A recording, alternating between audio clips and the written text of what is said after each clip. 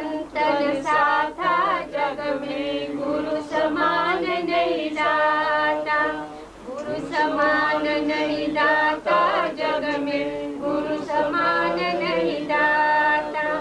कहत कबीरा सुनो ये धर्मन, कहत कबीरा सुनो ये धर्मन, मानो वचन हमारा जग में गुरु समान नहीं दाता, गुरु समान नहीं दाता जग में गुरु समान नहीं दाता।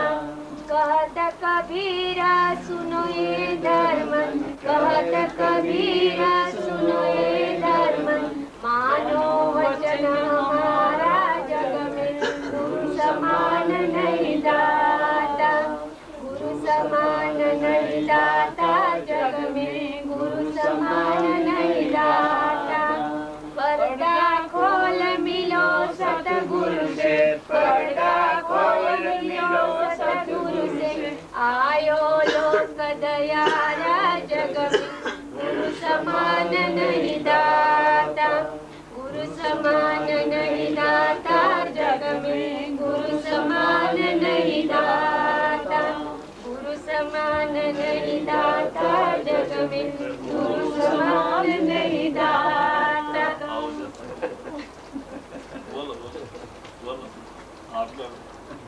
है चर्चे आसमानों में, जमी वालों का क्या होगा, और रहनुमा होगा। कोई बोला खबर आई होगा, कोई बोला कि कैसे, बोला कि कैसे पहचानेंगे, बंदे तो जवाब आया वह औरों से जुदा होगा। है चर्चे आसमानों में, जमीन वालों का क्या होगा। खबर आई खुदा खुद जाएगा और रहनुमा होगा। गुनाहगारों पे जो वाजिब सजा है उसका क्या होगा। गुनाहगारों पे जो वाजिब सजा है उसका क्या होगा। अगर वो बख्श दे रहमत से उन सबको तो क्या होगा। अगर वो बख्श दे रहमत से उन सबको तो क्या होगा। है चर्चे आसमानों में, जमीन वालों का क्या होगा। खबर आई खुदा खुद जाएगा और रहनुमा होगा। है चर्चे आसमानों में।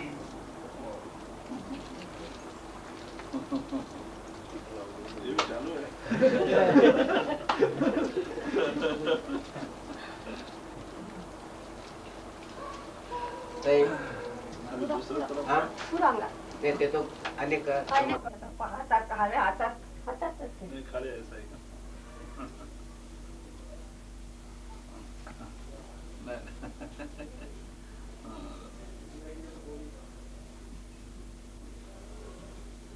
मैं आप भी नहीं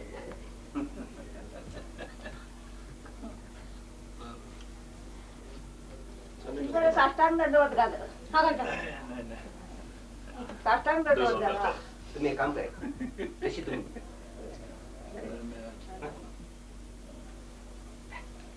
बैटरी लेके तुम्हारे पास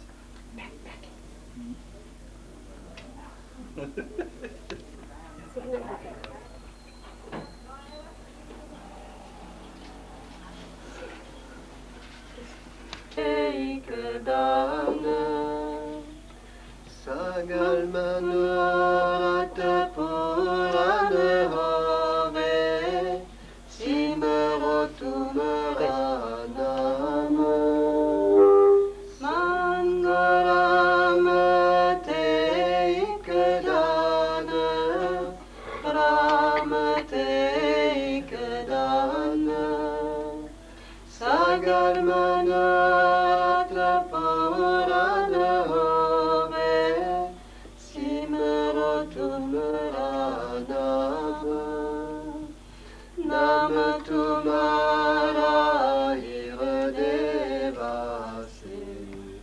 संतान का संग पावो।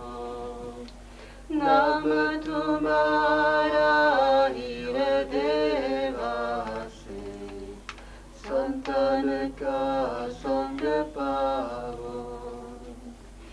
शरण तुम्हारे हृदय वासे, संतान का संग पावो।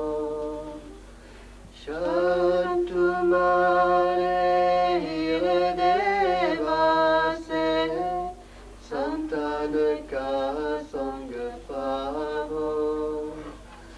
सगन मन न व्यापे, अत पहाड़ गुण गावो। सगन मन न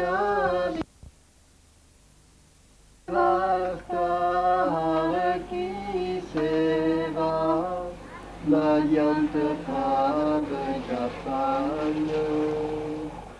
समस्त व्यवस्था हर की सेवा, मयंत भाव जपान। नानक रंग लगा परमेश्वर, बोहर जन्म न जापन। नानक रंग लगा परमेश्वर, बोहर जन्म न जापन। नाम तुम्हारा हृदय वासे, संतान का संग पावो। नाम तुम्हारा हृदय वासे, संतान का संग पावो।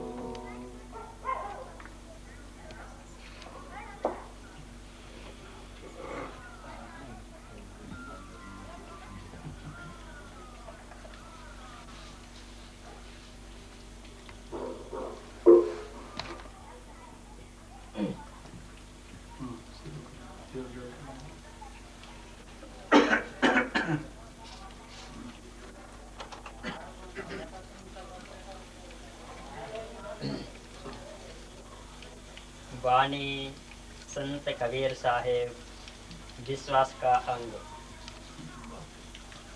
कबीरा क्या मैं चिंता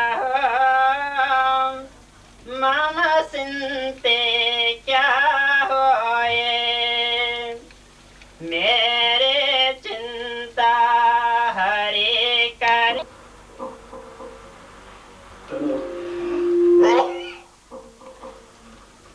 ये परम संत सदगुरु कबीर साहेब जी की वाणी है। आप फरमाते हैं, कबीर क्या मैं चिंता हूँ, मम चिंते क्या हो, मेरी चिंता हरि करे, चिंता मोह न कोय।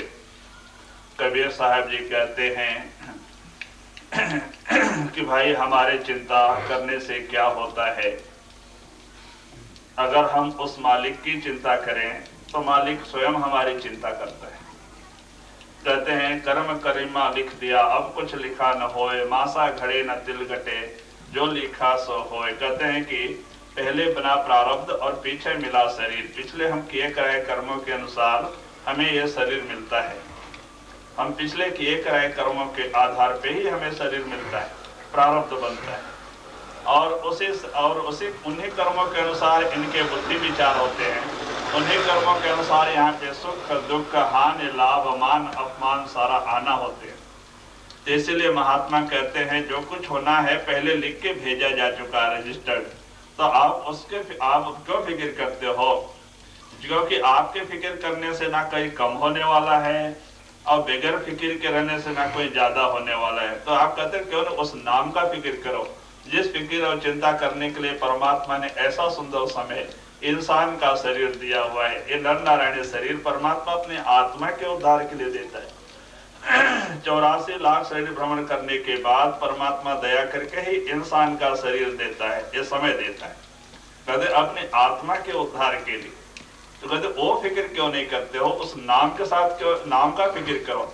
आस एक सत्य नाम की दूजी आस निराश। अगर आपको आस करना है, चिंता करनी है, तो नाम की चिंता कर, जो होना वो तो हो के ही रहता है।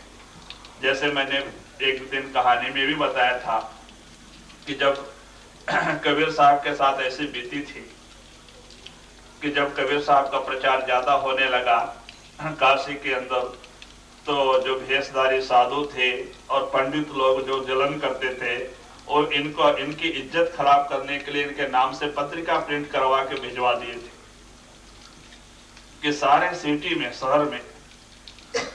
और कबीर साहब को उसका पता ही नहीं, उसमें डेट भी लिखा हुआ था। तो सवेरे कुछ साधु लोग आए अकस्मात उस दिन और देखते हैं तो इनके घर के सामने न कोई टेंट है, न कोई खाना पीना बनाने वाला है, कोई नहीं, और ब्रह्म भोज करके भंडारा करके पत्रिका प्रिंट करवाए। तो जा करके कबीर साहब से पूछते हैं, कबीर साहब सुन के बड़े आश्चर्यचकित हो गए। पत्रिका देखा तो बात सच है, वो कबीर साहब ही भेजा है, उन्हीं के नाम जैसे प्रिंट करके भिजवा दी। तो बड़ा मुश्किल हो गया, हमें तो पता ही नहीं, मैंने कोई तैयारी भी नहीं किया। अभी सवेरे जब इतना लोग आए और शाम तक कितने लोग आएंगे, कितने लोग पूछेंगे, मैं इनको क्या जवाब दूंगा। तो अपनी इज्जत बचाने के लिए उन्होंने क्या किया, भाई परमात्मा से विनती किया कि मालिक अगर इज्जत गई तो आपकी गई, अगर बची तो आपकी रही, और आप वहां से निकल गए घर से, क्यों आने वाले को मैं क्या जवाब देना। और आप गांव से बाहर जा करके एक झाड़ियों में छिप के बैठ गए, मालिक के भजन बैठ गए कि जो कुछ तो करता है तो तेरा सब।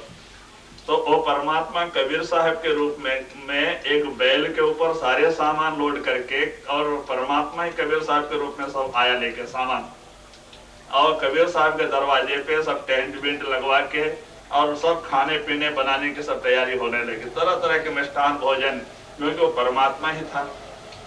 बहुत सारे तरह तरह के खाना पकवान सब बन गए, और जो भी लोग आते जाते थे खाते जाते थे, आते जाते थे खाते जाते थे, बनते जाता था, और ऐसे शाम तक भंडारा चलता ही रहा। और कबीर साहब को इसका पता भी नहीं। आप जाके झाड़ियों में छिपके बैठे रहे। तो जब करीब 5 बजे करीब कोई 2 4 6 साधु खा के उसी झाड़ी की तरफ से जा रहे थे, और कबीर साहब अंदर बैठे थे। वो जाने के समय धन कबीर कहते हुए जा रहे। इनको बड़ा आश्चर्य हुआ, मैं तो इधर छुप के बैठा हूँ, ये लोग धन कबीर कर रहे, क्या बात है। तो बाहर निकल के आए, उससे पूछते भाई आप लोग कौन है जो धन कबीर कह रहे हैं। तो उन्होंने कबीर साहब को देख के कहा, धन्य है आपने कैसा खाना बनवाया था, कैसा किया, जो कि कोई राजा महाराजा के घर में भी ऐसा भोज नहीं मिलता। आपने ऐसे सेवा किया, बहुत साधु संतों, कितना सवेरे से शाम तक खाना चल रहा है, भंडारा चल रहा है, आपने बड़ा खर्चा किया, बड़ा अच्छा खाना बनवाया था। तो इनको देख के बड़ा आश्चर्य हो गया, मैं तो यहाँ बैठा हूँ और ये कैसे। तब वो वहां से निकल के घर पे आए और देखते हैं तो जो परमात्मा कबीर साहब के रूप में आए, और कैसे कैसे का आपको कैसे कैसे रूप में आकर के एक किया। तो इसीलिए कबीर साहब जी कहते हैं, कबीर क्या मैं चिंता हूं, मैं क्या चिंता करूं, मम चिंते क्या हो, मेरी चिंता करने से क्या होता है, हमारे हाथ में कुछ नहीं। अगर हमारे हाथ में होता तो आज गरीब रहने की कौन सोचता है। सब कहते हैं, हमारे महाराज जी बार सत्संग में कहते थे, धन को कहे धनी जो होवे, निर्धन रहे ना कोई। कहते धन कहने मां से धन मिल जाता तो आज निर्धन कौन रहता। तो कहते भाई हमारे हाथ में कुछ नहीं, जो होना वही होता है। तो वही आप कहते हैं, मेरी चिंता हरि करे, चिंता मोहि न कोय। कहते मुझे क्या चिंता है, परमात्मा नाम की, और मेरी चिंता उस परमात्मा को है, और हमें उस मालिक के नाम की चिंता है। मेरी चिंता करने से कुछ होने वाला है जी। चिंता पास पकेरा जीवा जनता ने कहा है, आप उस मालिक का फिक्र करो, मालिक के नाम की चिंता फिक्र करो, कमाई करो। कहते हैं कि चिंता ना कर चिंत रहो, देना हार समृद्ध पशु पसेरे जीव जंतु जिनके हाथ न हाथ। देखो कबीर साहब कहते हैं, जैसे पशु पक्षी हैं, उनके हाथ भी नहीं होते, वो काम करने के लिए कहीं मिल फैक्ट्री में नहीं जाते, वो कोई व्यापार भी नहीं करते, बैंक बैलेंस भी नहीं रखते, क्या उपवास रहते।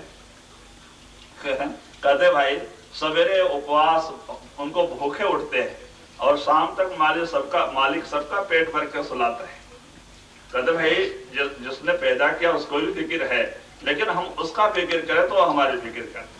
और जब हम दुनिया की फिक्र करते हैं तो वो कहता भाई तुम्हें देख लो, वो हमसे अलग हो जाता है। तो कहते भाई हम उस मालिक का रूप बन जाए, मालिक सब कुछ देख लेता है। तो वही आप कहते हैं भाई जो वो परमात्मा ऐसा है जिसको सब कुछ चिंता हो, समर्थ है। जो देखो जब बच्चा पैदा होने के पहले ही माँ के स्तर में दूध भेज के ही बच्चा को भेजता है, तो उसको इतनी फिक्र है। तो कहते हैं हमें उस मालिक के ऊपर भरोसा नहीं, हमें उसके ऊपर भरोसा नहीं। हम सोचते हैं बिगड़ हमारे होने वाला नहीं। ये अहंकार ही हमें ये सारे दुख का कारण बन जाता है, दुख और मुसीबत का कारण बन जाता है। अगर सब कुछ उस मालिक के ऊपर छोड़ दें, आप मालिक का याद करते हुए अपना कारोबार करते रहे, सब उसके ऊपर छोड़ देवे तो वो आप ही सब देख लेता है। कहते हैं लेकिन एक इंसान शरीर को कोई शांति नहीं है। आज लाख मिले तो 10 लाख की आशा बढ़ जाती है, 10 लाख मिले तो करोड़ की आशा बढ़ जाती है। और आस में ये जीव बेचारा दौड़ते दौड़ते इसके पैर भी फट जाते हैं, इनके अंदर शांति आती नहीं। कहते हैं जबकि वो परमात्मा सबको अपने जितना पेट को चाहिए उतना दे के सुलाता है, पक्षियों को भी खाना वो देता है। वो सवेरे उपवास भूखे उठते हैं लेकिन शाम तक सबका पेट भर के सुलाता है, उनको भी शांति होती है। लेकिन एक इंसान को शांति नहीं, और रात दिन दौड़ धूप में लगा है, कैसे कमाया जावे, कैसे किसी को धोखा दिया, कैसे कमाए। कहते लाख मिले तो 10 लाख की आशा बढ़ जाती है, 10 लाख मिले तो करोड़ की आशा बढ़ जाती है। दौड़ दौड़ के इसके पैर फट जाते हैं और ये थक जाता है, लेकिन आशा कम नहीं होती क्योंकि इसका उस मालिक के ऊपर भरोसा नहीं। तो कहते इसीलिए वो मालिक भी उनसे दूर हो जाता है और उनका तकलीफ, उनका दुख वो आप भोगना पड़ता है। जी सत्य नाम से मन मिला, मन से पड़ा दुराए, मोहि भरोसा इष्ट का बदला नरक में जाए। कहते भाई जो मन सत्य नाम से मिल गया, मन से अलग होकर के नाम का रूप हो गया। कहते हैं महात्मा ये समझाते हैं अगर आपको कोई दुनिया में आपका शत्रु है तो आपका मन है, जो रात दिन आपको दुनिया के फिक्र में लगाए रखता है, उस मालिक का सुमरन की तरफ आने नहीं देता है। तो कहते हैं अगर मन से अलग होगा, वो मन जो है उस नाम के साथ मिल जाए तो आपका काम बन जाए। तो कहते हैं बस मोह भरोसा इष्ट का बंदा नरक में जाए। तो कहते हैं वो यमदूतों से दूर हो जाता है और उसके अंदर भरोसा हो जाता है। कबीर साहब कहते हैं मुझे पूरा भरोसा है जो नाम से जिसका मन लग गया, तो कहते हैं वो बंदा कभी नरक में जाएगा ही नहीं। वो नाम और गुरु अंत समय में आके हाजिर हो जाते हैं, ऊपरले मंडलों में वासा देते हैं, वो अंत समय यमदूत नहीं आने देते। क्योंकि मैं बार बार सत्संग के अंदर बताया करता हूँ कि गुरु अंत समय में अपने शिष्य को ले जाने के लिए गुरु खुद आप आते हैं, यमदूत नहीं आने देते। अगर यमदूत ही आना होता तो गुरु के पास जाने की जरूरत ही क्या। कहते लास्ट समय में वो हाजिर हो जाते हैं और आकर के उसे अंतर में दर्शन दे करके शब्द प्रकाश प्रकट करके वो हमारी रक्षा करते हैं। तो इसलिए आप कहते हैं मुझे जो जिसका मन सतनाम से लग गया, तो मुझे पूरा भरोसा है कि ऐसा बंदा कभी नरक में जाता नहीं। कर्म करे ना तिल बड़े, जो सिर फोड़े कोई। वो एक कबीर साहब जी कहते भाई जो विधि ने हमारे कर्म के अंदर लिख दिया है वो लिख गया है। हमें पैदा होने के पहले ही विधि सब लिख के भेज देता है। कहते हैं वो एक तिल ज्यादा भी नहीं होता है, एक सरसों के बराबर कम भी नहीं होता है। हम रात दिन चिंता फिक्र करें तो सरसों से बराबर कम नहीं होना है। आप बगैर चिंता फिक्र के अपनी ड्यूटी बजाते जाए तो एक सरसों के बराबर ज्यादा नहीं होना। जो विधि में लिखा हमारे पिछले प्रारब्ध कर्मों के अनुसार वही होता है। अब इसीलिए तो उदाहरण देते हैं कि देखो मुनि वशिष्ठ से पंडित ज्ञानी शोध के लगन धरी, सीता हरण मरण दशरथ को वन में विपद भरी। कहते हैं देखो त्रिकाल ज्ञानी वशिष्ठ को बुलाए थे दशरथ ने, कल रामचंद्र को पट्टाभिषेक माने गादी पे बिठाने का कौन सा समय अच्छा है? 11:20 पे अच्छा मुहूर्त समय है निकाले, और वही समय उनको वनवास में जाने का कारण बना और जंगल में भी जाके दुख और मुसीबत सहन करने का उनका ये हुआ। भाई क्यों विधि में लिखा हुआ, उनको राज सिंहासन नहीं लिखा है, वनवास लिखा है। और हरिश्चंद्र ऐसे सत्यवंत राजा थे, और फिर उनको जबकि उन्होंने किसी के जवान से भी किसी को तकलीफ दिल नहीं दुखाया था, वो दानशूर थे, सत्यवादी थे, लेकिन उनको भी क्या तकलीफ, कहते हैं कि औरत को भी बेचना पड़ा, बच्चे को भी बेचना पड़ा, अपने आप को भी मसान राखन करने वाले के हाथ बिकाना पड़ा। क्यों? विधि में लिखा है। और कहते हैं एक राजा नृप, राजस्थान में राजा नृप, वो क्या करता था, इन ब्राह्मणों के जो बस में आके वो ब्राह्मण लोगों ने उसको भ्रम में डाल दिया था। आप गोदान दोगे तो मर के जाने के समय वैतरणी नदी पार करके जाना पड़ता है, तो उस समय में वो गौ आके आपकी रक्षा करेगी। आप उसकी पूंछ पकड़ोगे तो आपको कोई भी सांप और बिच्छू और जितने भी पानी में रहने वाले जीव आपको कुछ नहीं करेंगे। वो बेचारे 1000 गौ रोज दान देता था, 1-2 नहीं 1000 रोज। और ऐसे 1000 आज दिया तो कल दूसरे ब्राह्मण को 1000 देना। और एक दिन क्या हो गया, जो कल दान दिया था उसमें से एक गाय भाग के आई और इस रात के समय इस गाय के झुंड में मिल गई। और सवेरे ये उठ करके राजा गिनती करके दूसरे ब्राह्मण को दान दे दिए। और वो ब्राह्मण ढूंढते ढूंढते आया, देखता है, वो कहता है मेरी गाय है, ये कहता नहीं आज मुझे राजा ने दिया मेरी है। दोनों ब्राह्मण में लड़ाई हुआ, दोनों राजा के पास गए। राजा धर्मात्मा था, वो कई वर्षों से ऐसे 1-1000 गाय रोज दान देता था। भाई करोड़ों गाय हो चुके थे। फिर क्या हो गया, ये ब्राह्मण कहे राजा सुने, ये ब्राह्मण कहे राजा सुने। तो राजा ने क्या न्याय किया, भाई एक छोड़ दो और 100 ले लो, एक छोड़ दो आपको 100 गाय देता हूँ। वो न्याय करता था, लेकिन ये भी नहीं छोड़ने को तैयार। उसको कहे भाई तू एक छोड़ दे 100 ले ले, वो भी छोड़ने के लिए तैयार नहीं। तो राजा इससे बड़ा न्याय क्या कर सकता है। तो राजा ये ब्राह्मण जो कहे ऐसा ऐसा करे, ये ब्राह्मण जो करे ऐसा ऐसा करे। वो सर हिलाता देख के दोनों ब्राह्मण गुस्से में आके उसको श्राप दे दे। तो जो है ऐसा गिरगिट के जैसा, गिरगिटान जैसा सर हिलाता है तो गिरगिट बन के पैदा। और करोड़ों गाय दान देने के बाद भी वो राजा गिरगिट के शरीर पैदा। कर्म गति विधि में लिखा। कदे बेचारा जाके गिरगिट के जोनी में पैदा बावड़ी। तो वही कहते हैं कबीर साहब जी कि कर्म करीमा लिख दिया अब कुछ लिखा न होए, रत्ती बढ़े ना तिल घटे, जो लिखा सो है। सिर फोड़े तो कदे भी सिर भी फोड़े तो जो लिखा है पैदा होने के पहले लिख के भेजा जा चुका है, रजिस्टर्ड। जो आपको मिलना है, जिस समय क्या क्या होना है, पहले लिख के भेजा जा चुका है। इसीलिए महात्माओं को पता होता है। इसीलिए वो कहते भाई क्यों रात दिन उसके फिक्र में पड़े हो, जो होना वही होता है, आपके हाथ में तो नहीं है। तो क्यों नहीं आप उस मालिक के नाम का स्मरण की फिक्र करो, मालिक के नाम का स्मरण करते जाओ, नाम की चिंता करो। जिस चिंता के लिए परमात्मा ने ऐसा सुंदर समय दिया है, क्यों उस दुनिया के सामान का चिंता करते हो, आपके हाथ में नहीं है। जो होना है, जितना आपको मिलना उतना ही मिलेगा। आपके विधि में पिछले किए गए कर्मों के हिसाब से मिलना है। तो कहते क्यों नहीं आप उस नाम की चिंता करते हो, जिस चिंता करने से हमारे जन्म मरण के बंधन से छुटकारा हो जाएगा, इस नर शरीर में आना सफल हो जाएगा। जी साईं इतना दीजिए जामे कुटुंब समाए। कबीर साहब कहते हैं भाई हे परमात्मा, मैं आपके सामने इतना ही मांगता हूँ कि जितना में मेरा कुटुंब पालन हो सके, मेरे कुटुंब का गुजारा हो सके, मुझे उतना ही दो, ज्यादा नहीं। मैं भी भूखा ना रहूं, साधु न भूखा जाए, मेरे दरवाजे पे जो साधु संत महात्मा आते हैं वो भी भूखा ना जाए, बस इतना ही दो, मुझे और कोई आशा नहीं। क्योंकि अगर धन ज्यादा हो जाएगा तो भी हमें डुबाएगा। भाई वो भी माया है। कहते हैं कबीर साहब की पानी बाढ़े नाव में, घर में बाढ़े दाम, दोनों हाथ उलीचिए यही सयानों काम। कहते भाई एक नाव में बैठ के हम जाते रहते हैं, कहीं थोड़ा सा होल होके पानी आने लगे तो सब लोग डर जाते हैं, नाव डूब जाएगी। तो जो बैठे रहते हैं वो लोग दोनों हाथ से उसको छेलना चालू करते हैं, कहीं ये पानी ज्यादा हो जाए हम डूब जाए। तो दोनों हाथ से उसको उछालते हैं, बाहर फेंकते जाते हैं।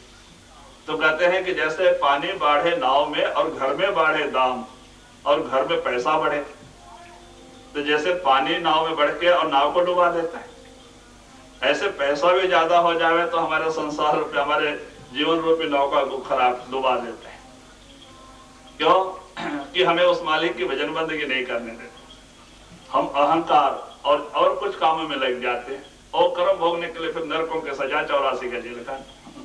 इसीलिए कहते भाई अगर कोई है बुद्धिमान तो उसको जब धन आवे तो दोनों हाथ से परोपकार परमार्थ में खर्च कर ले, उससे भी परमार्थ कमा ले, क्योंकि भाई कोई भरोसा नहीं शरीर का, आज हैं कल रहेंगे या नहीं। आजकल तो नहीं, पिछले जमाने में लोग क्या करते थे, चांदी के सिक्के होते थे तो चोरों के डर के मारे घर में गाड़ के रखते थे किसी चोरों को पता ना लगे, और बुढ़ापे में बोल के जाएंगे बच्चे आनंद में रहेंगे।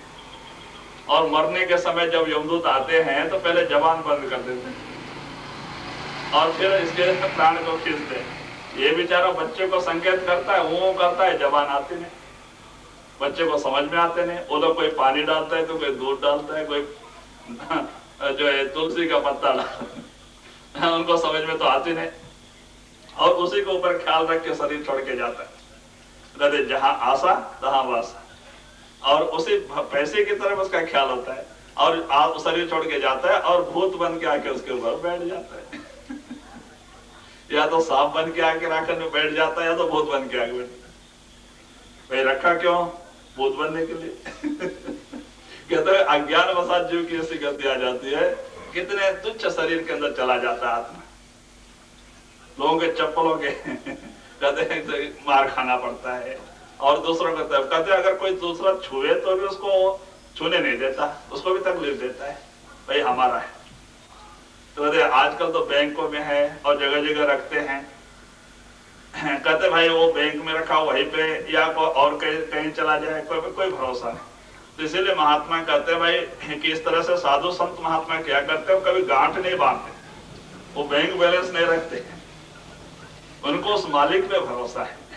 वो क्या करते हैं, जो भी आता है उसको लोगों के परोपकार में खर्च करते जाते हैं, अन्नदान में, और वो ऐसे बढ़ते ही जाता है। देखो एक बोरिंग करते हैं, छोटा सा बोर होता है 6.5 इंची का, और उसमें पानी काफी पड़ा होता है, लेकिन अगर उसका हम उपयोग ना करें तो लेवल पे आकर रुक जाता है। अगर उपयोग करते रहो तो 10-20 एकड़ भी सब जल में हो जाता है। ऐसे ही इसीलिए संत महात्माओं को पता होता है, वो क्या करते हैं, उसको परोपकार परमात्मा में खर्च करते, अन्नदान देते, और वो बढ़ते ही जाता है, कम नहीं होता। भाई जो विधि में लिखा होता तो मिलना है, वो बढ़ते ही जाता है। तो इसीलिए कहते हैं भाई जो कुछ भी कर्म करिमा लिख दिया, अब कुछ लिखा न हो, जो कुछ लिखना है पहले लिख के भेजा जा चुका है, वो तो आपको समय संदर्भ मिलना ही मिलना है, होना ही होना है। दुख सुख मुसीबत जो कुछ आपके विधि में लिखा है आपको आना ही आना है। आप क्यों उसकी चिंता करते हो? चिंता करोगे तो भी नहीं छोड़ेगा, आप निश्चित रहोगे तो भी नहीं छोड़ेगा। क्यों चिंता कर? आप क्यों नहीं उस मालिक के नाम से प्रेम प्यार करो, जिस काम के लिए परमात्मा ने ऐसा सुंदर समय दिया है। आपका इस दुनिया में आना तो सफल हो जाएगा, और जो होना हो तो, और उसमें मालिक की दया मेहर भी होगी। जब हम मालिक से प्रेम प्यार लगाएंगे तो उसकी कुछ दया मेहर भी हमारे साथ में। जी जाके मना विश्वास है, कहते भाई जिनके मन में विश्वास है सदा गुरु है संग। कहते हैं कि जिसके अंदर मन के अंदर विश्वास है, गुरु उसके हमेशा साथ रहता है। विश्वास और भरोसा सबसे ऊंची चीज है। तो कहते हैं कि कोटि काल जग जोय तौन हो चित भंग, एक काल नहीं करोड़ों काल भी आकर के उसका नुकसान करना चाहे, लेकिन जिसके सर पे गुरु का दया का हाथ है उसका एक रोम भी बिगाड़ नहीं सकता। हमारे महाराज बाबा सोमनाथ महाराज जी कहते थे, जेते तारे गगन में ताते बैरी धाय, जापे दया के सदगुरु की बाल न बाका। कहते थे ये आकाश में जितने भी नक्षत्र हैं उतने शत्रु अगर एक ही समय शस्त्र लेकर के उसके ऊपर हमला करें, और जिसके ऊपर सदगुरु की दया है, कहते हैं उसका एक रोम भी टेढ़ा नहीं कर सकते, उसका एक रोम भी ये नहीं कर सकते, नुकसान नहीं कर सकते। एक गुरु किस हस्ती का नाम होता है, गुरु कोई इंसान का नाम नहीं होता, एक ताकत का नाम होता है। कहते जिसको सदगुरु के चरणों में भरोसा है तो कहते एक काल नहीं कोटि काल जग जो लही तौ न हो चित भंग। कहते उसका एक काल नहीं करोड़ों काल भी उसका मन जो है सदगुरु के प्रेम से अलग करना चाहें, लेकिन उसका चित्त भंग नहीं होता। वो अपने सदगुरु के प्रेम से वो अलग नहीं कर सकते, चाहे लाख मुसीबत भी आवे, उसको दुख भी देवे, बीमारी भी दे देवे, तकलीफ भी देवे, लेकिन अपने सदगुरु के चरण में उसके चित्त लीन होते हैं। वो कभी वहां से हटना ही नहीं चाहता। कहते उनको गुरु के पास सच्चा भरोसा हो जाता है।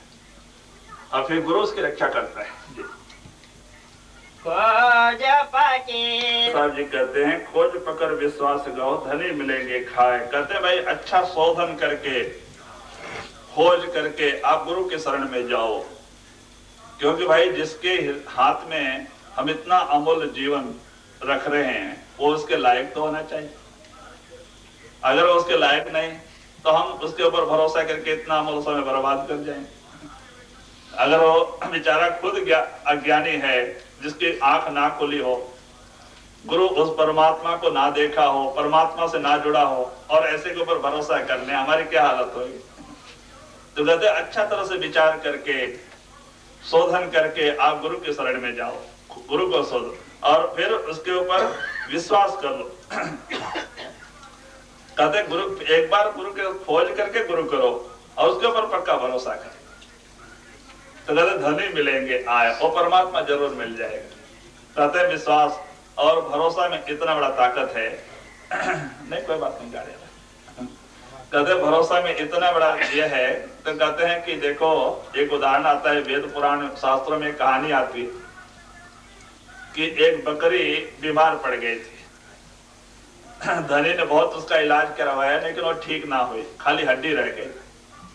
तो धनी भेजा ये हो करके परेशान होकर उस बकरी को छोड़ दिए। वो बकरी गिरते पड़ते गांव से दूर जंगल में चली गई और जंगल में जा करके चलते ही गई और एक पहाड़ी के पास पहुंच गई। पहाड़ी वहां एक गुफा था और गुफा में सिंह रहता था। वो सिंह को जब दूसरे जानवर का बास आया तो बाहर निकला तो देखा ये बकरी खाली इसको हड्डी रह गई, इसको भी मरने का कोई डर तो है नहीं। बहुत दिन से तकलीफ में थी। तो जैसे सिंह बाहर आया ये बकरी जाके उसके चरणों में गिर पड़ी। तो सिंह को दया आ गया, अरे ये जीव जानवर मेरे शरण आया है और इसकी रक्षा करना मेरा धर्म है। और उसने उसको अभय दान दे दिया। तो इसने तो अभय दान दिया लेकिन और जानवरों को क्या पता, उसको मिले तो खा जाएंगे।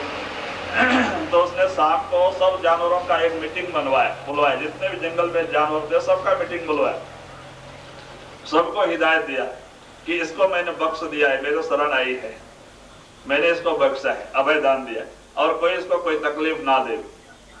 अगर कोई तकलीफ दिया तो मैं इसको पूरा जड़ से खत्म कर दूं।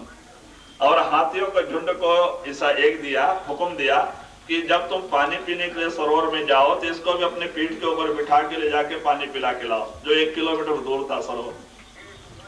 तो रोजाना हाथियों का झुंड आवे, एक हाथी बैठे, ये उछल के उसके ऊपर चढ़े और वो हाथी उठा के लेके जाए बकरी को।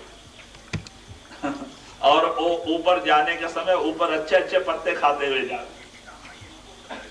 और जावे वहां पानी पिला के फिर इसको ला के यहाँ छोड़ के जावे। देखो एक बकरी के अंदर इतनी बड़ी ताकत आ गई, हाथी के ऊपर बैठ के घूम।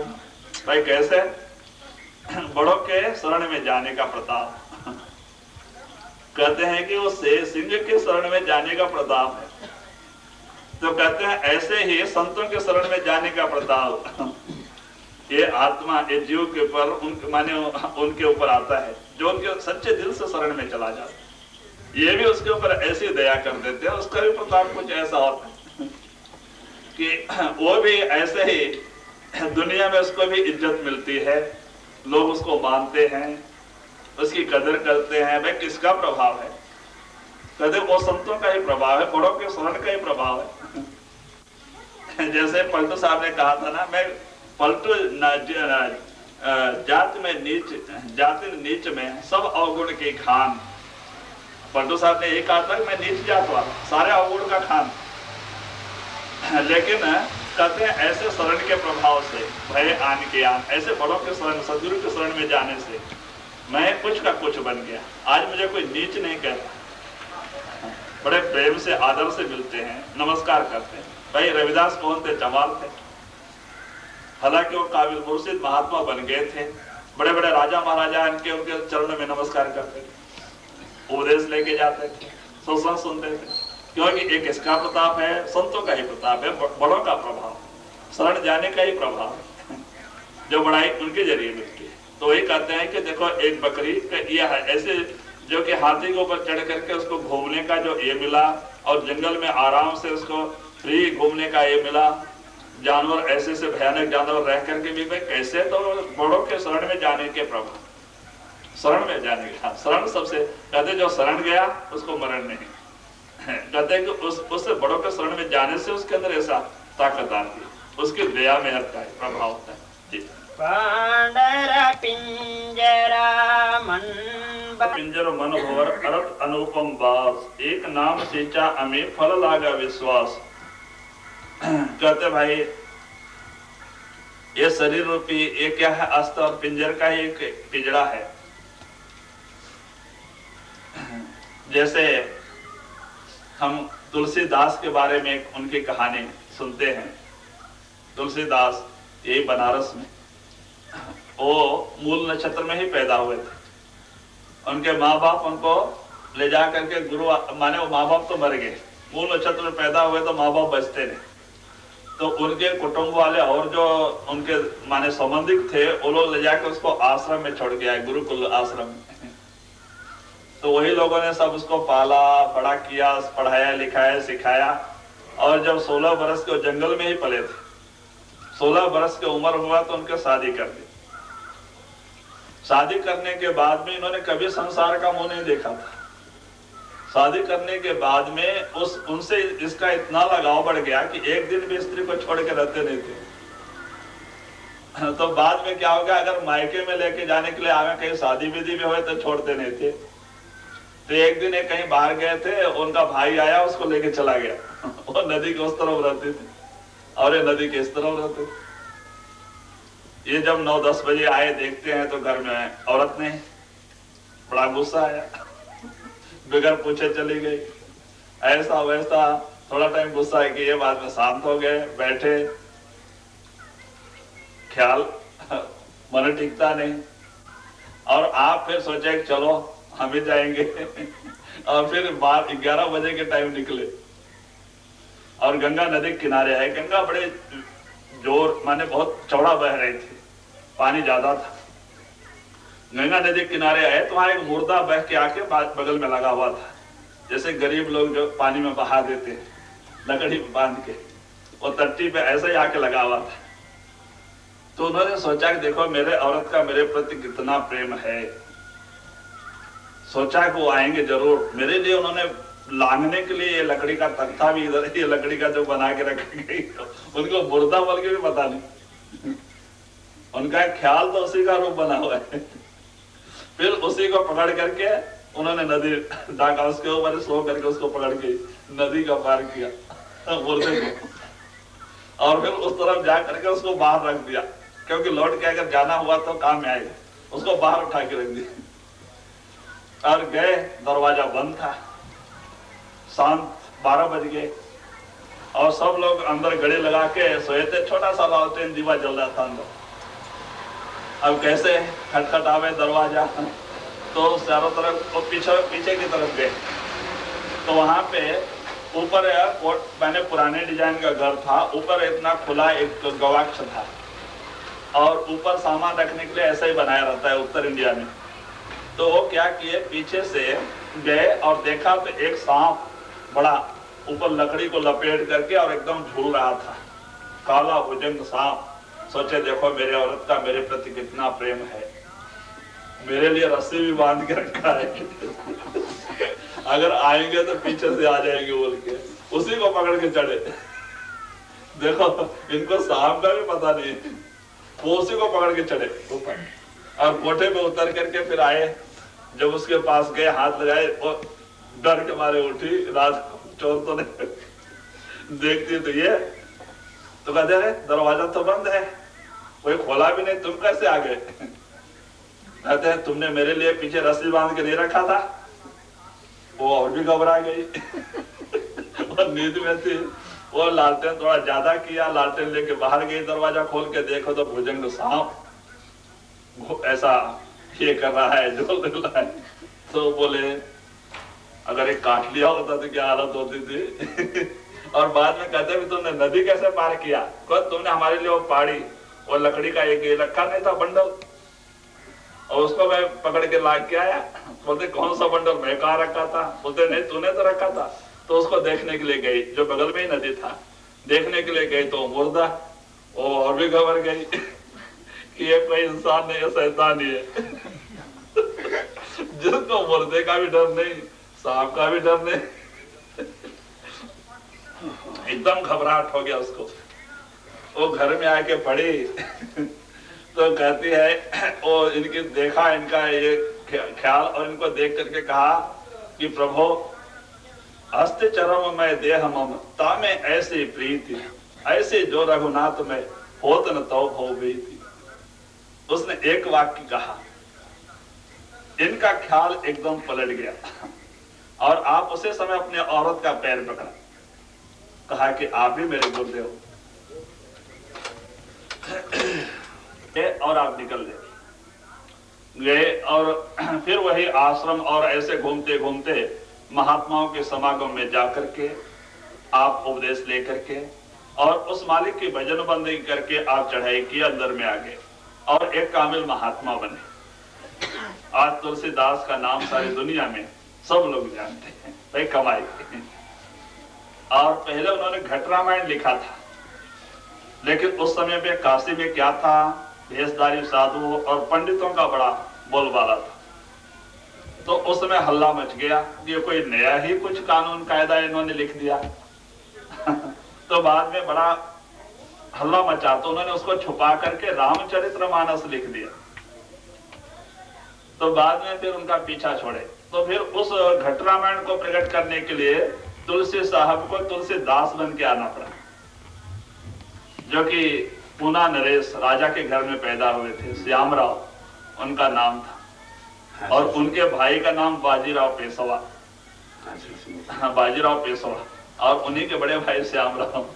और वही फिर वहां से निकल करके और हाथरस में यहाँ के इस तरफ में आ गए और महात्माओं के शरण में जाकर के राजा के लड़के थे तुलसी साहब, ब्राह्मण थे।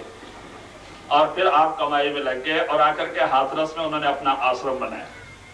उत्तर इंडिया, वो यूपी में, आगरा के पास, अलीगढ़ जिला में। और स्वामी जी महाराज उनके ही आशीर्वाद से पैदा हुए थे। स्वामी जी महाराज जी के जो माता पिता थे वो तुलसी साहब के शिष्य थे और उनके ही आशीर्वाद से स्वामी जी महाराज पैदा हुए थे। तो कहते भाई इस तरह से कमाई, तो कहते हैं कि इसे वही कहते हैं कि एक नाम सींचा अमित फल लागा विश्वास। कहते हैं कि अगर उस नाम के ऊपर भरोसा कर लो, आपका ख्याल उस नाम के साथ लग जाए, सच्चा भरोसा और प्रेम प्यार से, कहते भरोसा से, तो उसमें जरूर फल पैदा होता है। हमारी रूह सिमटना चालू कर देती है और एक दिन, क्योंकि भाई दुनिया का सुमरन करके मन मलिन होते जाता है और उस नाम का सुमरन करके मन निर्मल और पवित्र होना है। जैसे से कर्म करते जाते मन निर्मल पवित्र होता है, एक दिन खड़ा हो जाता है और हमारी रूह सिमट करके 9 दरवाजे से 10वें में आ जाती है। यहाँ आती हमारी तीसरी आंख, जिसको 10वां द्वार कहते हैं, तीसरी आंख कहते हैं इनका। ये हमारे पिछले कर्मों के हिसाब से 4 दिन के लिए किसी का लेना होता है, किसी को देना होता है। वही एक कुटुंब के रूप में आ जाते हैं। कोई माँ बाप बन के आ जाता है, कोई औरत मर्द बन जाते हैं, कोई बेटा बेटी बन के आ जाते हैं। और जिस दिन उनका लेना देना खत्म होता है, एक एक साथ छोड़ करके चल देते हैं। और ये जीव बेचारा मोहवसात दुखी होता है, मेरे अपने चले गए, मेरे अपने चले गए। अरे भाई अपने ही होते तो हमारा साथ छोड़ के जाते हैं। तो इसलिए महात्मा कहते हैं अगर कोई हमारा है, वो परमात्मा है, जिससे बिछुड़ करके जब से ये आत्मा इस दुनिया में आई तब से दुखी ही दुखी है। 84 के जेल खाने में भटक रही है, जहां भी जावे इसको सुख और शांति मिलती नहीं। और जिससे मिलकर के फिर यह सुहागिन बन जाती है, जन्म मरण के चक्कर से छुटकारा पा जाता। कहते कोई भी हमारा है तो वो परमात्मा है, और दूसरा भी अगर कोई है तो वो सदगुरु है, जो उस परमात्मा से मिलाने का वादा किया है। भाई हम बार बार कहते हैं सदगुरु कोई इंसान का नाम नहीं होता, सदगुरु कोई साधु और महात्मा का नाम नहीं होता। सदगुरु एक ताकत, एक पावर का नाम होता है, जिसने अपनी जिंदगी में साधन अभ्यास करके जीते जी अपनी आत्मा को समेट करके आंखों के नीचे, इसको पिंड कहते हैं, इसमें 6 चक्कर है, और आंखों के ऊपर यहाँ पे अंड देश है, 7वां चक्कर, जहाँ पे 33 कोट देवी देवता ब्रह्मा विष्णु महेश्वर सब हमारे अपने अंदर है। बाहर तो हम लोगों ने बनाया, लेकिन सच्चे देवी देवता हमारे अंदर है, 7वें चक्कर में। और उसके ऊपर ब्रह्म सृष्टि करता, और उसके ऊपर पारब्रह्म, और उसके ऊपर सतलोक सचखंड परमात्मा का सच्चा स्थान, हमारी आत्मा वहां से आई हुई। तो कहते जो महापुरुष साधन अभ्यास करके अपनी आत्मा को समेट करके ये पिंड अंड ब्रह्म पार ब्रह्म के पार सचखंड में जाकर के परमात्मा से मिल करके परमात्मा के रूप बन चुके, परमात्मा को जिन्होंने अपने अंदर प्रकट कर लिया, ऐसे महापुरुष को हम संत सदगुरु कहते हैं, कामिल मुर्शिद कहते हैं। उसी को तुलसी साहब ने कहा था, जब शेख तकी उनके पास गए, उनसे प्रश्न किया परमात्मा कैसे मिलेगा, तो उन्होंने वही कहा था, दिल का हुजरा साफ कर जाना के आने के लिए, ध्यान गैरों का उठा उसके बिठाने के लिए। एक दिल लाखों तमन्ना, उस पे और ज्यादा हविस, और फिर ठिकाना है कहाँ उसके ठिकाने के लिए। तो कहते नकली मंदिर मस्जिदों में जाए सद अफसोस है, कुदरती मस्जिद का साकिन दुख उठाने के लिए। तो वही कहते हैं मुर्शिद कामिल से मिल, सिदक और सबूरी से तकी, जो तुझे देगा फहम सहारक के पाने के लिए। कहते वो सहारक सुखमना नाड़ी में कैसे प्रवेश करना है, ये कामिल मुर्शिद पूरा गुरु ही बताएगा। जबकि आपकी रूह को सुखमना में से प्रवेश करके जाना है, और उसमें से कैसे हमारी आत्मा प्रवेश करके अंदर जाना है, और उस 10वें जो है 10वां दरवाजा पार करना है, वो सदगुरु ही बताए। तो वही कहते हैं मुर्शिद कामिल से मिल, पूरा गुरु से मिल जाए। वही पूरा गुरु है जो आप उस खुद खुदा को अपने अंदर प्रकट कर लिया है, जिसके अंदर से खुदी का खत्म हो गया, अहंकार का नाश हो गया, आशा तृष्णा खत्म हो गई। कहते जब जिसके अंदर वो फिक्र है, वो फकीर का, जिसकी फिक्र सब खत्म हो गई, जो आप उस परमात्मा से मिल चुका, परमात्मा को अपने अंदर प्रकट कर लिया, वो फकीर है। कहते उसी को सच्चा मुर्शिद कामिल गुरु हम सदगुरु कहते हैं। तो कहते ऐसे गुरु के पास जाओ। तो वो क्या कहते भाई, परमात्मा कहीं दूर नहीं, जंगल में नहीं है, पहाड़ों में नहीं है, मंदिरों में नहीं है, तीर्थों में नहीं, आपके अंदर है।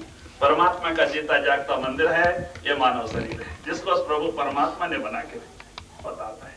और कहते भाई 2.5 घंटे अपना टाइम दो, सारा दिन आप दुनिया कारोबार करते हो करो, लेकिन 2.5 घंटे आप अपने सच्चे काम के लिए दो। आप अपने अंदर में आ जाओ, अपनी आत्मा रूह को समेट करके 9 दरवाजे 10वें में आ जाओ, अपने तीसरी आंख खोल लो, ज्ञान की आंखें खोल लो, सच्चाई आपको अपने अंदर मिल जाएगी। तब आपको पता लगेगा भाई सच्चाई क्या है। और तब तक चाहे 4 वेद पढ़ ले, 18 पुराण पढ़ ले, जंगल और पहाड़ों में भी चले जाएं, लेकिन सच्चाई का पता नहीं लेगा जब तक हमारी ज्ञान की आंखें, तीसरी आंखें नहीं खुलेगी। सच्चाई क्या चीज है हमें कभी पता नहीं लगेगा, और हमें कभी सुख और सच्ची शांति नहीं मिलेगी, भटकना ही भटकना रहेगा। सच्चा सुख और शांति 10वें दरवाजे में है, और वो हमें कामिल मुर्शिद के जरिए मिलना है, कमाई साधन और अभ्यास से मिलना है। तो कहते भाई बगैर करने के कुछ नहीं होना, एक दुनिया का काम बगैर किए नहीं होता है।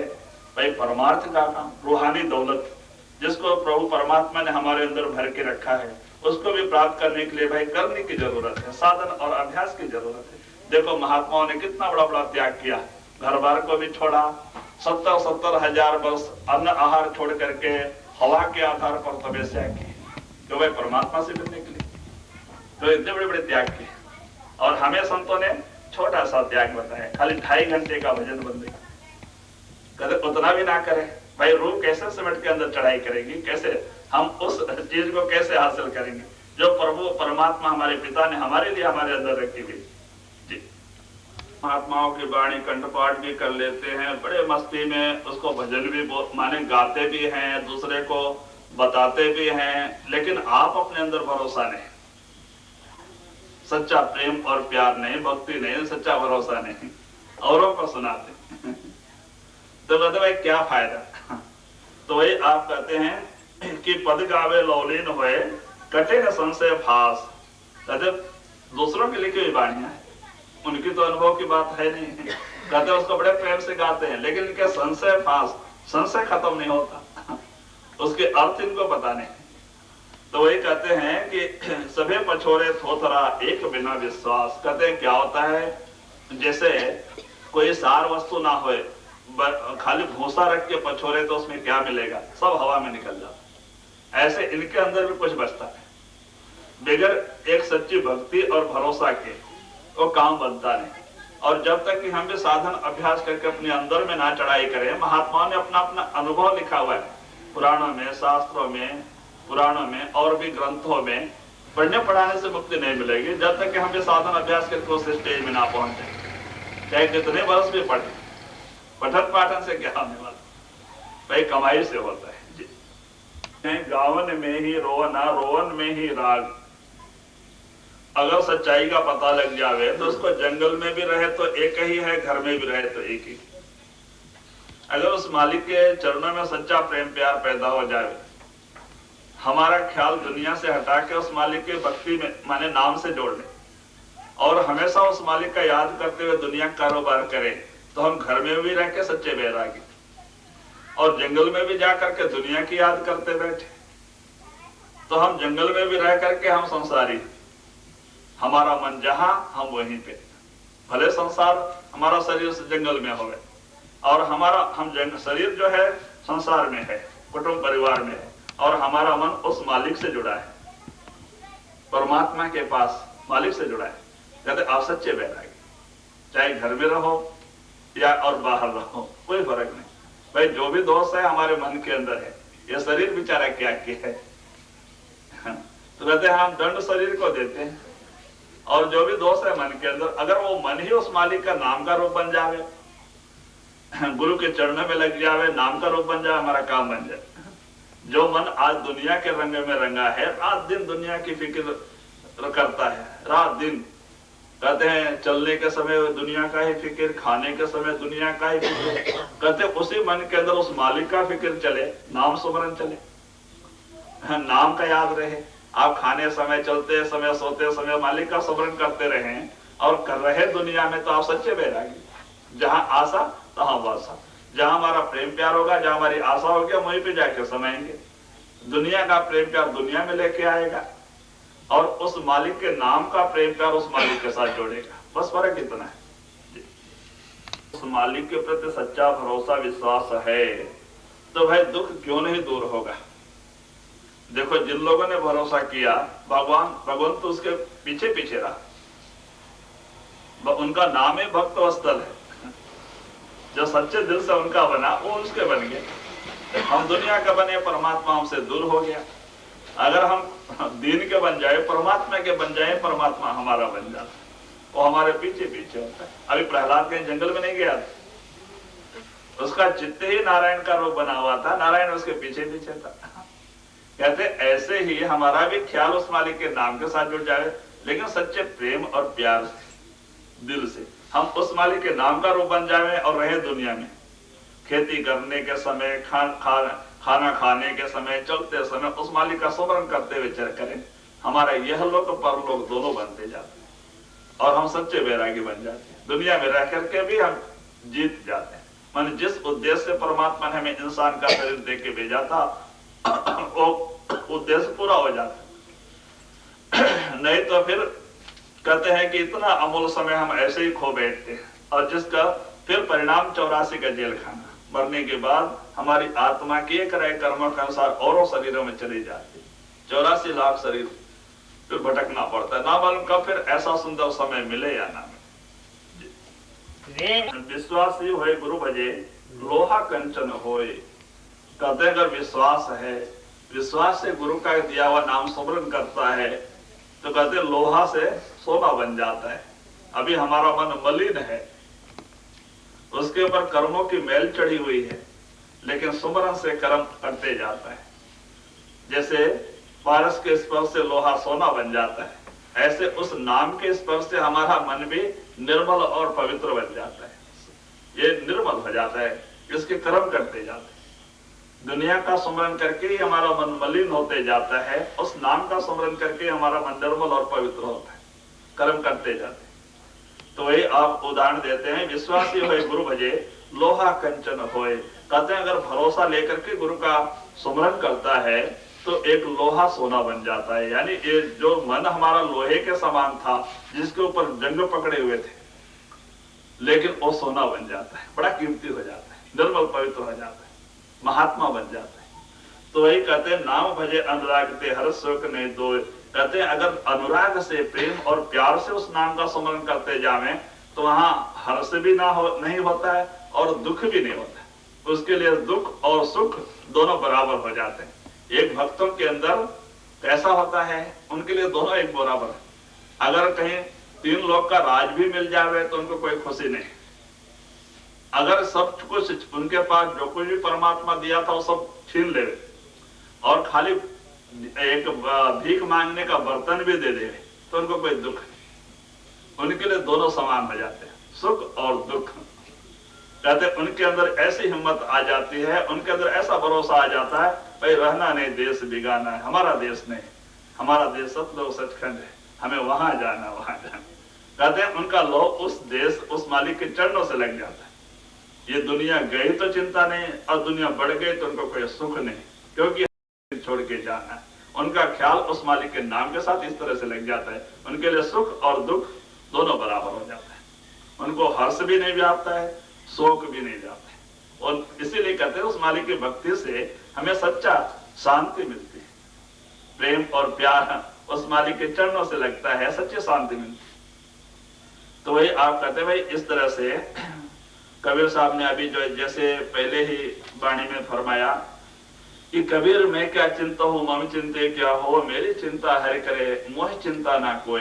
कहते हैं कि भाई मैं क्या चिंता, मेरे चिंता करने से क्या होने वाला, भाई अपने हाथ में ही होता तो आज कौन गरीब रहने की सोचता है, सब धनी हो जाते थे धन की चिंता करके। कहते भाई धन को कहे धनी जो हो निर्धन रहे ना कोई। भाई हमारे हाथों में तो कुछ है नहीं, हमारे पिछले कर्मों के हिसाब से हमारे विधि में पैदा होने के पहले लिख के भेजा जा चुका है, रजिस्टर्ड। पहले बना प्रारब्ध और पीछे मिला शरीर, और उसी के अनुसार यहाँ पे चलना है कारखाना। उसी के अनुसार हमें सुख दुख हानि लाभ मान अपमान सारा आना होता है। अगर हम रात दिन चिंता फिक्र भी करते जाए तो सरसों के बराबर ज्यादा भी नहीं होना, हमारे हाथ में नहीं। और बिगड़ चिंता के अपनी ड्यूटी बजाते जाए तो 100 के बराबर कम भी नहीं होना।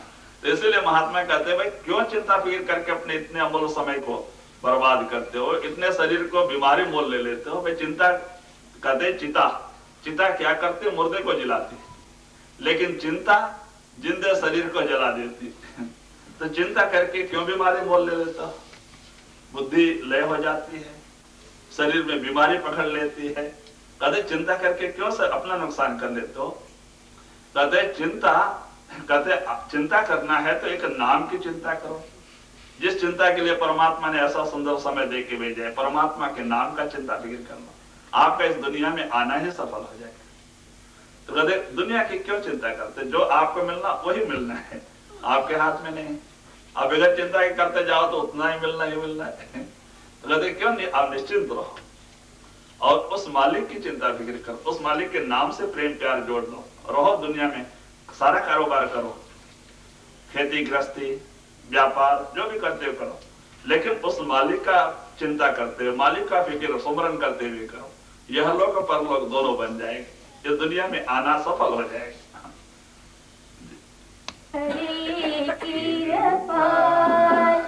सोचा क्यों करना, तेरी सोच करे कृपाल, सोचा क्यों करना। कुल मालिक वो सारे जगदा, कुल मालिक वो सारे जगदा, ओ है दीन दयाल, सोचा क्यों करना। तेरी सोच करे कृपाल, सोचा क्यों करना। तेरी सोच करे कृपाल, सोचा क्यों करना। बिना बंदगी कुछ सोच न चल दी, बिना बंदगी कुछ सोच न चल दी। भावे सोच लई लखवार, सोचा क्यों करना। तेरी सोच करे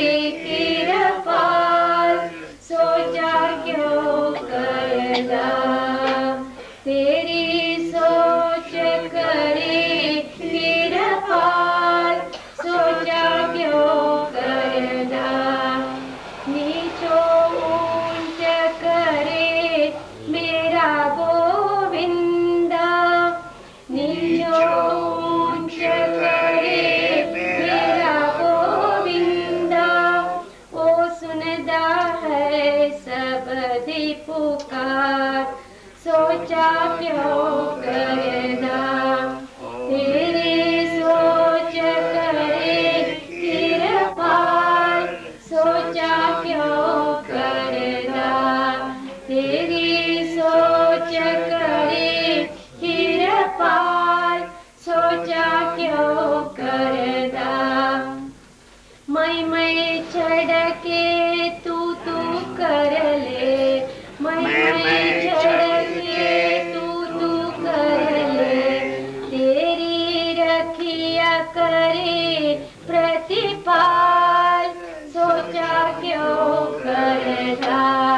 तेरी सोच करे कृपाल सोचा क्यों करदा। तेरी सोच करे कृपाल सोचा क्यों करदा। बिच दरगाह दे गुरु दसहारा, बिच दरगाह दे गुरु दसहारा, पीछे हट जाए काल कराल सोचा क्यों करदा। तेरी सोच करे कृपाल सोचा क्यों करदा। तेरी सोच करे कृपाल सोचा क्यों करदा। अंदर साफ जिना दे सचे, अंदर साफ जिना दे सचे, ओ हरदम करदा संभाल सोचा क्यों करदा। तेरी सोच करे कृपाल सोचा क्यों करदा। तेरी सोच करे कृपाल सोचा क्यों करदा। सूली दे फिर शूल बनावे, सूली दे फिर शूल बनावे, मोह माया दा कटदा जंजाल सोचा क्यों करदा।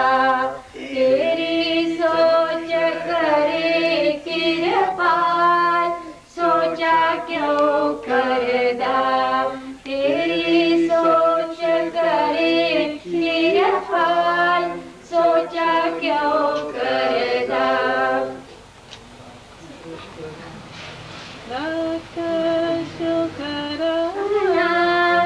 गुरु मेहराना लख शुकराना, गुरु मेहराना लिया आके अजायब संभाल सोचा क्यों करदा।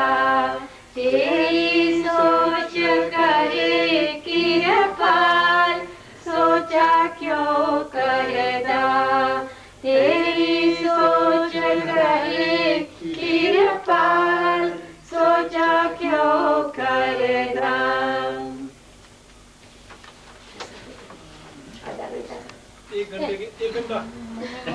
बैठने का फोटो निकाल रहे हैं। बैठने का फोटो निकालते हैं तो एक एक का अलग अलग निकालते हैं, हर एक का। इसलिए सर एक लोग सुनाइए बाबा जी हತ್ರ ನನ್ ಫೋಕಸ್ ಬಾಬಾಜಿ ಹತ್ರ ಮತ್ತೆ ಅದರ ಮೇಲೆ ಮಾಡಿ ಅದು ಎಷ್ಟು ತಗೊಂಡ್ಬಿಡು ಪೂರಾ ಅಷ್ಟ ಬಾಬಾಜಿ ಮೇಲೆ ಫೋಕಸಿಂಗು ಮತ್ತೆ ಆ ಪುಸ್ತಕ ಮತ್ತೆ। परम संत हुजूर सावन सिंह जी महाराज के कई शिष्य उनके सामने ही पूर्णता को प्राप्त कर चुके थे, जैसे संत मस्ताना जी, संत कृपाल सिंह जी, संत सोमनाथ जी।